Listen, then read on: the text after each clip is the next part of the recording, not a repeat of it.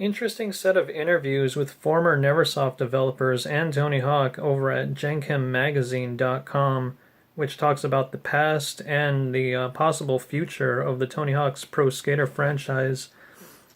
Tony Hawk himself said that he would like to work on a new game with a new team of unknown developers at this point, not Activision because he's out of contract, but apparently these are the right people to set the Tony Hawk's franchise back on track, hopefully, after the mediocre and disastrous past few games in the series.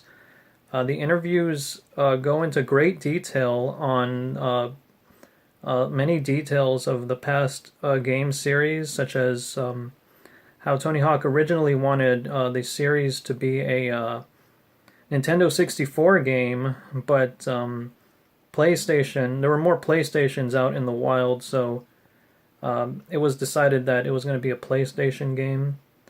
And a bit of soft rivalries with the other skating games at the time, like Thrasher, Skate and Destroy, and later on EA's Skate, which would eventually kill the Tony Hawk franchise, but it wasn't. Reading the interviews, it sounds like it was a combination of things that led to the demise of the Tony Hawk series. Not just competition, but from Skate, but also rather just like straight out burnout from the developers who wanted to move on to other things. If you remember, they moved on to Guitar Hero after that point, and not only are the interviews interesting to read, I highly recommend checking them out, especially Tony Hawk's thoughts on everything, but the comments have a nice, interesting little tidbits as well, like with Burnside, how it became a relatively unknown skaters place for skaters to hang out, to after the release of the game became like a place for moms to drop their kids off for like skating or whatever. But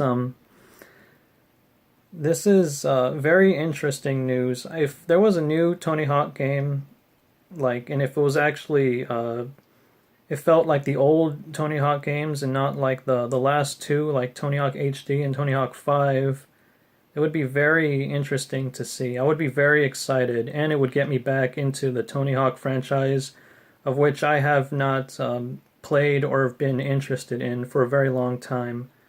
But with this news, I am thinking of getting back into the classic series again, because they are still some of my favorite games of all time. Tony Hawk 2 is still my favorite in the series, and then I think probably Tony Hawk 3 or one of the Underground games, I'm not sure, but they're all fun.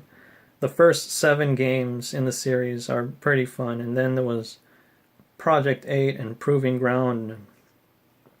But whatever. I'm going to be linking the interview in the description, and I highly recommend, if you have any interest in the Tony Hawk series at all, to go check it out. It's a great and fascinating read.